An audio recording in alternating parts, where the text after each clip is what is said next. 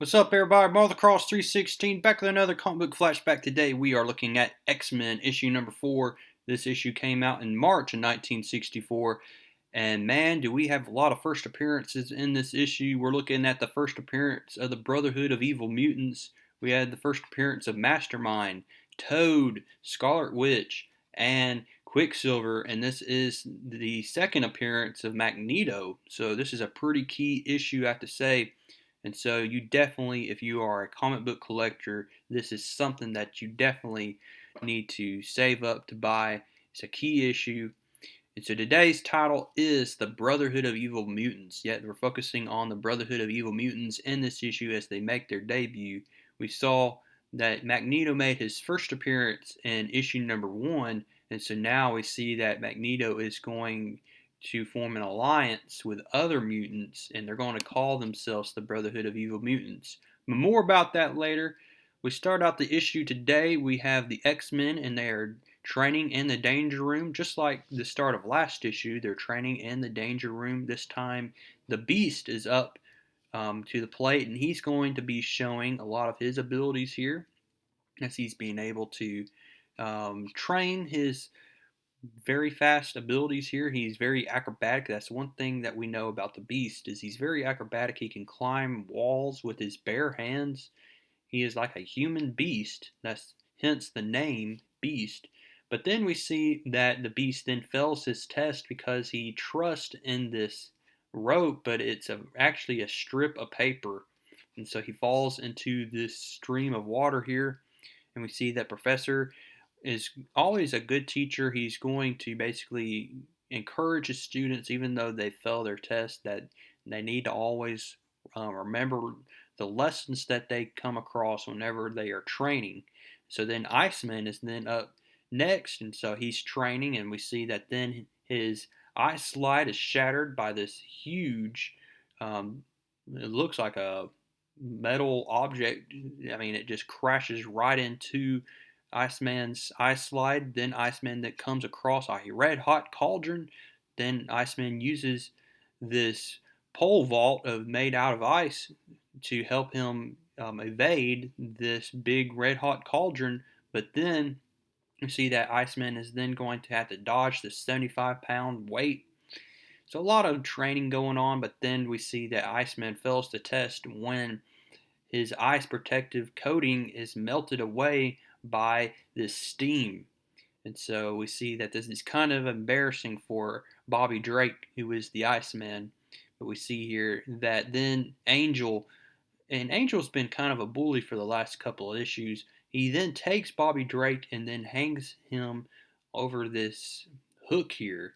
And so that's not cool. So then we see that Jean Grey, being the nice woman that she is, she's going to bring Bobby Drake back down.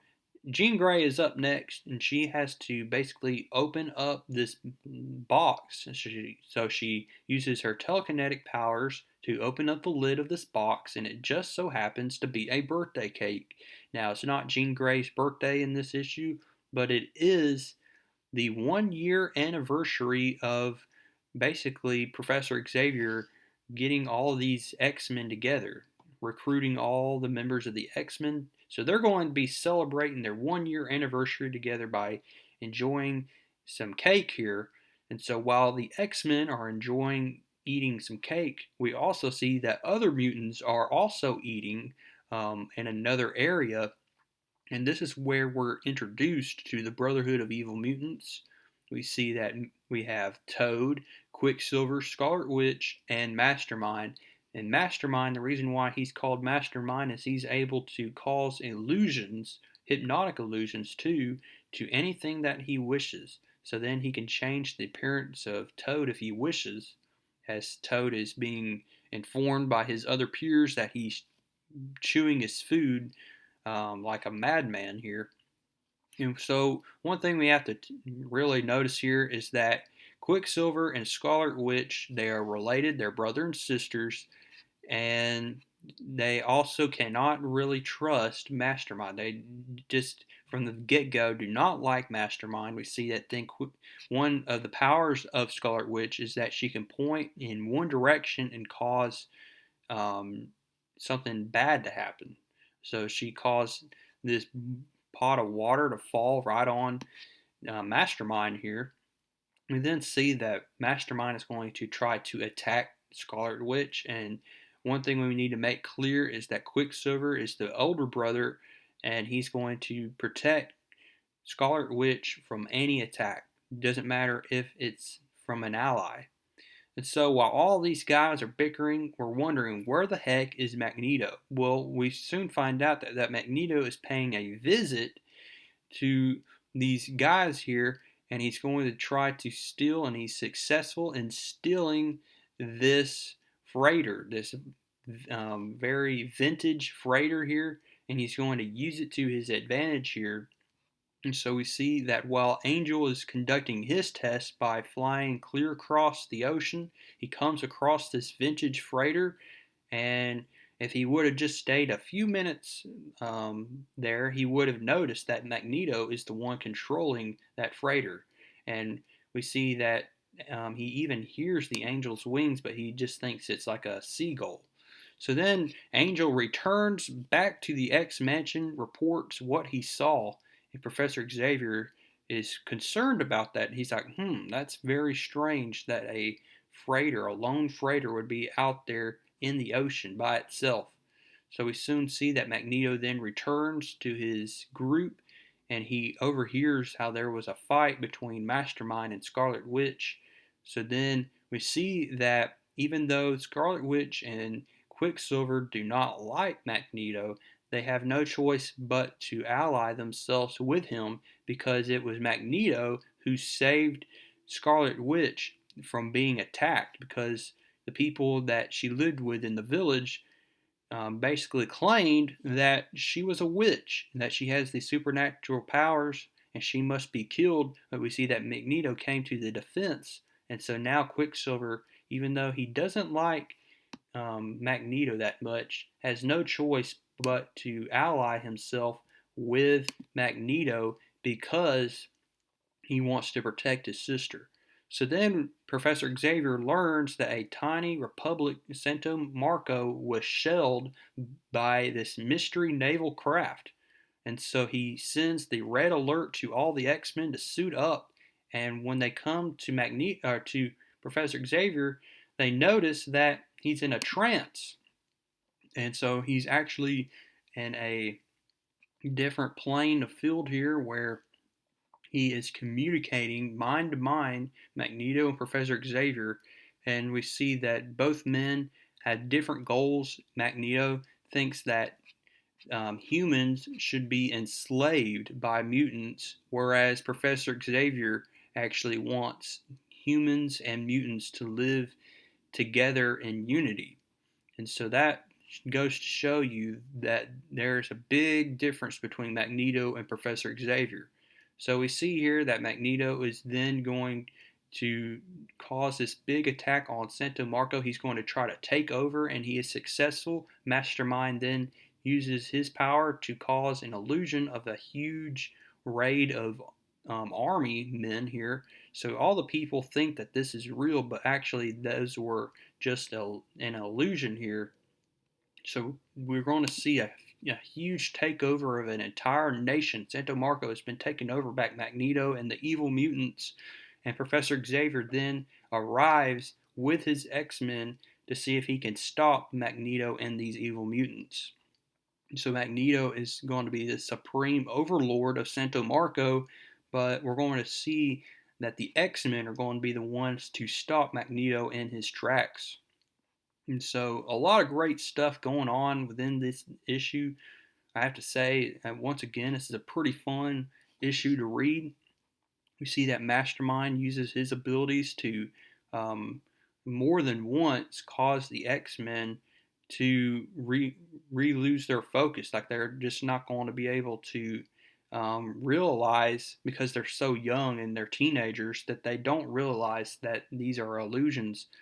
But we're going to see also that the Angel, he comes across Quicksilver for the first time. We see that then he comes across Scarlet Witch, and Angel is then defeated by the Scarlet Witch and Quicksilver. We also see that then Cyclops is up next to try to stop the evil mutants, and he's successful in taking down these army men.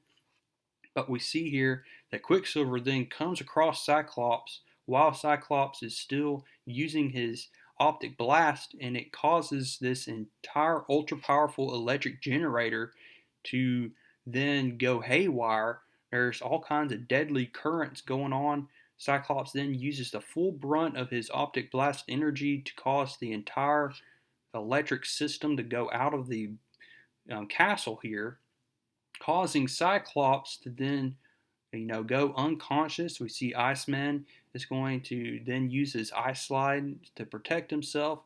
He revives Cyclops with his ice powers, and so we see then that all of the X-Men are going to then get back together. They're going to say, "Where's the professor at? Professor Xavier at?" And they're like, "Oh, he can take care of himself." We then see that Mastermind, like I said, uses his powers of illusions to cause the X-Men to think that they're in danger, but Professor Xavier calms their nerves down and says, "Look, that was just an illusion." So we see that the everything that is being thrown at the X-Men is not working, but Magneto has another plan up his sleeve. He's going to then set up this booby trap next to a door that when the X-Men appear, they'll be fried to death. And also, there is another bomb, a nuclear bomb that will blow up the entire nation. And we see that Quicksilver is like, "Why kill innocent people?" And Magneto's like, "Because humans are weak, and they would just try to kill us if they had the chance." And so we see here that Professor Xavier tries to stop the Beast from getting into this door. He then dives right into this door, causing the door to explode, and it doesn't kill Professor Xavier, but it causes him to go unconscious. And we see here that Magneto tells them to get out of the way and go down this big sliding tunnel.